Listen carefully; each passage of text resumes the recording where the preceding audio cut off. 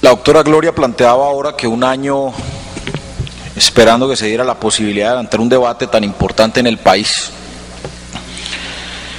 Según el ministro, vivimos en el paraíso del sindicalismo y todos los trabajadores colombianos que hoy están viendo al ministro en representación de este gobierno tendrán que estar felices con un discurso mentiroso, amañado y carente de toda veracidad. Un ministro que excusa su incapacidad en otras personas, y me refiero a la forma de responder por la muerte de 20.000 niños en Colombia, que no los dijo tampoco el Polo Democrático, ministro, los dijo hace mes y medio el Procurador General de la Nación. Entonces le irá a sacar usted al procurador que él tenía no sé a quién, a la prima o a la hermana o al tío o a no sé quién en tales gobiernos anteriores, y por eso usted quiere justificar su incapacidad y la tragedia de este país donde mueren 20.000 niños, mientras su gobierno autoriza permanentemente la compra de helicópteros y tanques artillados y la mejor flotilla de aviones que pueda tener país alguno, que van a llegar en los próximos días a Colombia. Qué buena justificación la suya, ministro. Qué buena justificación a esas 20.000 madres que hoy lloran a sus hijos por la carencia de políticas públicas en relación a la salud. Eso es lo que podemos esperar de usted. Un ministro que no toma medidas para proteger a los ciudadanos de este país en el mal llamado paseo de la muerte.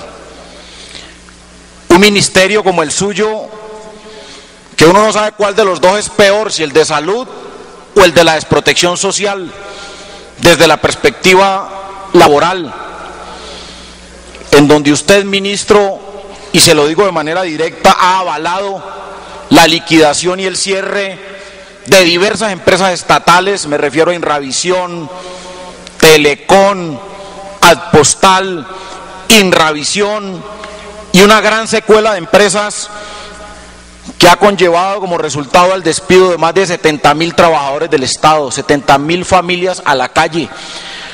Ojalá, senador Virgüez, usted le entregue el relato que nos entregaron estas señoras de Telecom, que lloraban producto de una decisión, una violación a la norma en un retén social que usted tampoco le hizo cumplir y garantizar a estos trabajadores. Un gobierno como el que usted defiende, que hizo una reforma laboral para golpear a los trabajadores y quitarle las horas extras y el recargo nocturno, que le trajo como beneficio a los empresarios del sector privado más de 2.5 billones de pesos que le fueron quitados de manera rampante en complicidad con este Congreso a los trabajadores colombianos en una reforma laboral. Un gobierno como el que usted preside y con su orientación, que pasó adelante un acto legislativo que le quitó a los trabajadores y a los colombianos el derecho a pensionarse en los próximos años. A eso nos estamos refiriendo, a hechos concretos y absolutamente puntuales, y no son cifras engañosas ni mentirosas como usted nos quiere venir a plantear. Unos indicadores de trabajo más no de empleo, senador Avellaneda, porque es que aquí nos quieren confundir en la perspectiva de que porque las personas están paradas en un semáforo vendiendo tarjetas o vendiendo aguacates, o porque hay señoras vendiendo chontaduro, esas señoras están con un empleo digno. No, eso es un trabajo, eso no es un empleo. En Colombia hay más de 10 millones de colombianos que no acceden a un salario mínimo de manera directa y no tienen las condiciones de trabajo digno que establece la Constitución y que establecen los tratados internacionales, y esa es una realidad que nosotros también tenemos que plantear desde esa perspectiva. Una cifra muy particular: en el año 2000 existían 732 cooperativas de trabajo. A 31 de diciembre de 2007 existían más de 3.000 cooperativas de trabajo que hacen la intermediación en este país, que no le permiten tener derechos a los trabajadores. Igualmente, con la llegada de este gobierno, que tenían 492 convenciones colectivas en el sector privado, sin contar el sector público, y hoy existen solamente 89 pactos colectivos, lo que significa es que aquí el derecho a la negociación colectiva se ha violentado y se ha atropellado de manera significativa y de manera directa. Para relacionar algunos casos, en el sector de la caña, 16.000 trabajadores en la informalidad plena. En el sector textil, en Antioquia, por ejemplo, el 50% de los empleos son prácticamente informales. Y qué decir del sector portuario, que un senador aquí hablaba bellezas de eso. Ojalá usted conociera a los 31 trabajadores que murieron, senador, por no tener salud ocupacional y garantías que debió habérselas dado el ministro. Y esto fue un debate específico que yo le hice a usted en el tema portuario, señor ministro. Aquí no nos podemos llamar a engaños. 224 congresistas del Congreso de los Estados Unidos rechazaron un TLC porque en Colombia no se le respetan los derechos humanos a los dirigentes sindicales. Entonces también están equivocados, o son tontos o son idiotas y no entienden la realidad de este país. ¿A quién quieren engañar? Eso lo dijo plenamente el Congreso de los Estados Unidos mayoritariamente claro. Tienen que estar llorando miles y miles de empresarios que estaban viendo su negocio ya listo. En su política antisocial, ministro, se nota claramente los grandes beneficios que han tenido los empresarios en este país. Y eso se muestra en las grandes cifras que presentan de crecimiento económico en Colombia. El país ha crecido, pero ¿quiénes son los que han crecido? Los grandes empresarios. El sector privado que se ha beneficiado de todos esos derechos que le han quitado a los trabajadores en Colombia. Esos han sido los grandes beneficiados.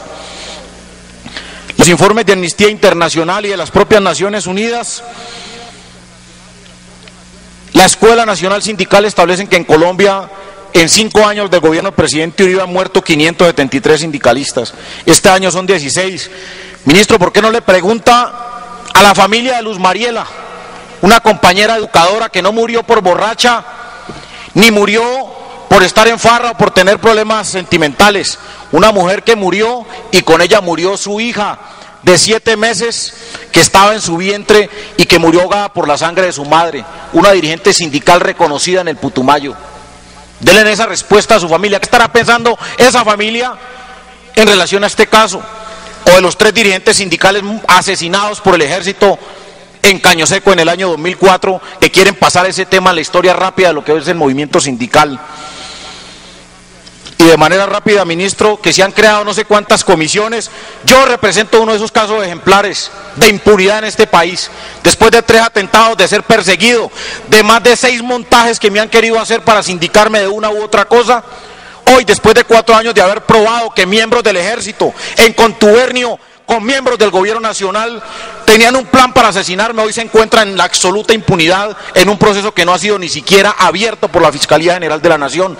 ¿De cuáles unidades hablan? ¿De OIT o de defensa de los derechos al movimiento sindical? Si ni siquiera en mi calidad de senador representante a la Cámara he logrado que ese proceso avance, después de existir testigos, pruebas y todo lo que se pueda tener en una operación denominada en un proceso que se denomina Operación Dragón, que intentaba asesinar a numerosos dirigentes sindicales en el Valle del Cauca.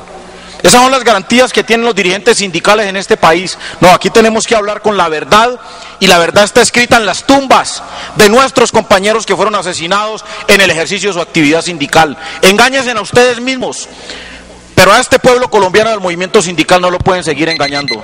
Señor presidente, muchísimas gracias.